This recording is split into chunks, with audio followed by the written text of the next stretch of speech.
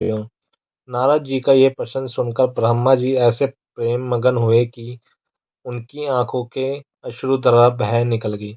उन्हें तन मन, स्त्री पुत्र, घर द्वार आदि किसी का भी कुछ ध्यान न रहा। बहुत देर बाद जब वे प्रकृतिस्थ हुए, तब शिव शिव कहते तथा शिव जी का ध्यान करते हुए हंसकर बोले, हे नारद, तुम्हें बहुत बहुत धन्यवाद है। तुमने मेरे संपूर्ण कुल को मुक्त कर दिया है, क्योंकि तुम्हारे हृदय में भगवान सदाशिव की शक्ति उत्पन्न हुई है। इस प्रकार प्रशंसा करने के उपरांत पितामह ब्रह्मा जी ने नारद जी से कहा, हे पुत्र, मैं सर्वप्रथम अपनी बुद्धि के अनुसार भगवान सदाशिव के निगुण चरित्र का वर्णन करूंगा। तदुपरांत उनकी सम्मुख महिमा को कहूंगा। तुम्हें ये जान लेना चाहिए कि जिस समय सृष्टि का कहीं चिन्ह भी ना था, उस समय भगवान सदाशिव ही निर्गुण रूप से सर्वव्याप्त सच्चिदानंद स्वरूप एकमात्र परम ब्रह्म थे। वे भगवान सदाशिव सत्य एवं परमानंद रूप हैं। वे मन तथा वचन के स्वामी हैं और नाम रूप से हीन हैं। वे किसी के वशीभूत ना तो देखने में आते हैं और ना कोई उनका आदि अंत ही जानता है। वे किसी के वशीभूत ना होकर संपूर्ण सृष्टि के स्वामी बने हुए हैं। वे ही मनुष्य के कर्मों के साक्षी हैं तथा सर्वव्यापक होते हुए भी सबसे भिन्न रहते हैं। हे नारद, उन शिव जी की स्तुति करने में श्रेष्ठ फणधारी शेषनाग भी हार गए हैं। योगी लोग उनका भजन करते हैं, परंतु उनके आदि और अंत को नहीं जान पाते। वे निर्गुण स्वरूप वाले प्रभु बिना कान के ही सब कुछ सुन सकते हैं, बिना आँख के ही सब कुछ देख सकते हैं, बिना नाक के ही संपूर्ण सुगंधियों को सूंघ लेते हैं, बिना मुख के ही संपूर्ण पदार्थों का भोजन करते हैं, बिना जिह्वा के संपूर्ण विद्या को पढ़ते हैं।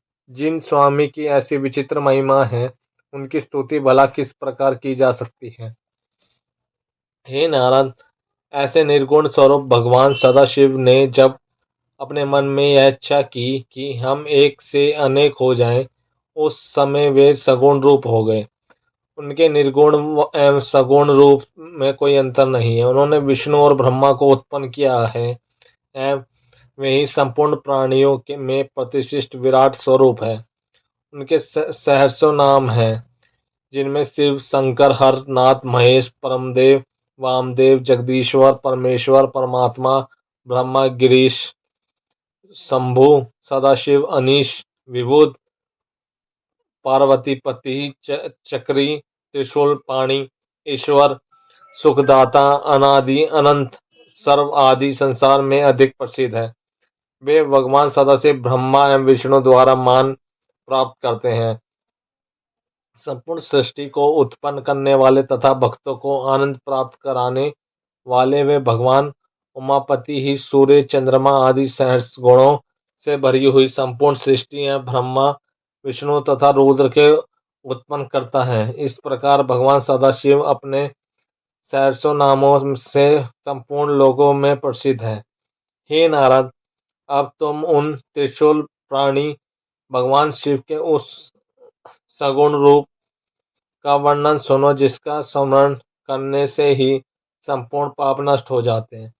अपने सगुण स्वरूप में वे मस्तक पर जटाजूट एवं गंगा जी को धारण किए हैं।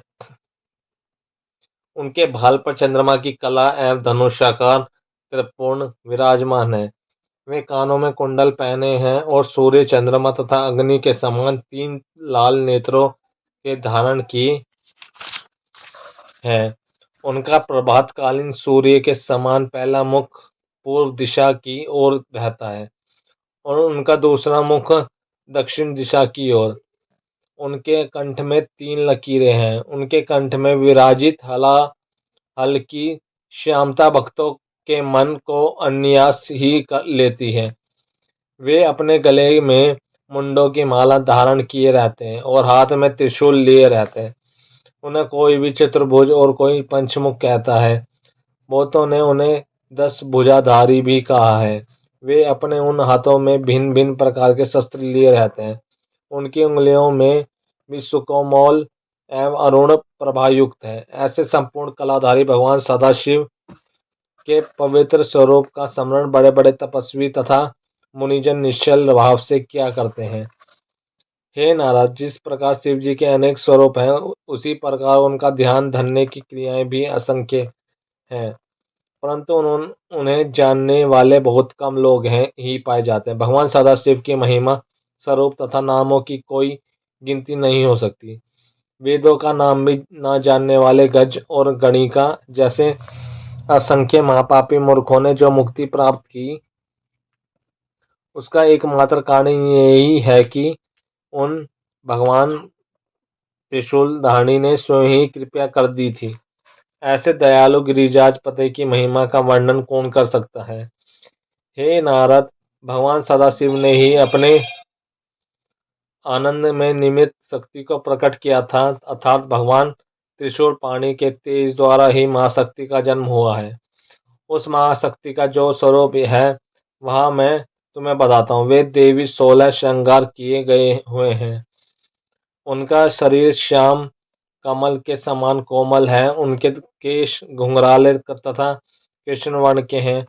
उन शक्ति स्वरूपा देवी के ऐसे अनुपम स्वरूप का ध्यान धरकर भक्तों को अत्यंत प्रसन्नता की प्राप्ति होती है। हे नारद, भगवान सदाशिव ने उस परम शक्ति को श्याम रूप में उत्पन्न किया है, परंतु अनेक भक्तों ने गौरवपर्ण अथा सोने के समान रंग वाली कहकर उनका स्मरण एवं ध्यान करते हैं।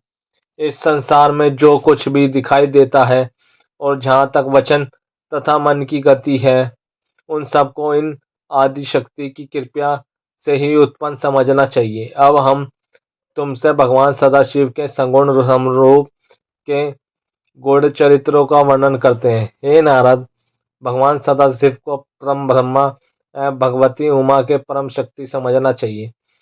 सर्वप्रथम भगवान सदाशिव ने उमा नाम धारिणी उस परम शक्ति के साथ विहार करने में निमित्त एक लोक की रचना की, जिसमें दुख, चिंता, शोक तथा दरिद्र का कोई स्थान नहीं है। वह लोक अत्यंत रमणीक, परम विचित्र एवं मनोहर है।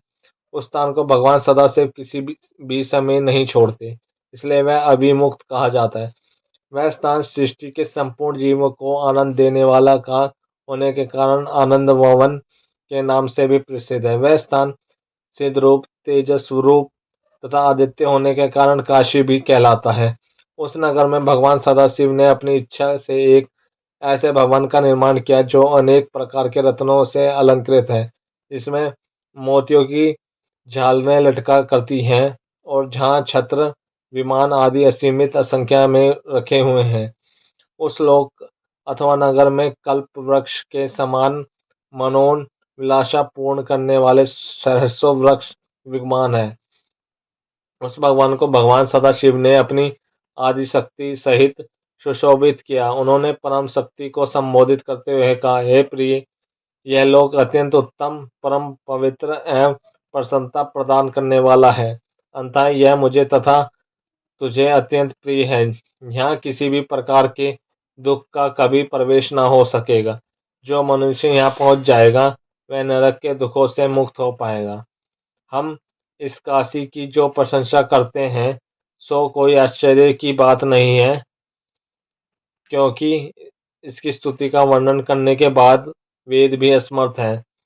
इतना कहकर भगवान सदाशिव भगवती उमा के साथ वहां विहार करने लगे। जब उनके हृदय में यह इच्छा उत्पन्न हुई कि हम कोई रचनात्मक कार्य करें, उस समय उन्होंने भगवती उमा से इस प्रकार कहा, हे प्रिय, अब हम कोई ऐसा काम करना चाहते हैं जिससे हम दोनों को प्रसन्नता की प्राप्ति हो। तो ये हमारा वो खत्म हो चुका है, चौथा अध्याय।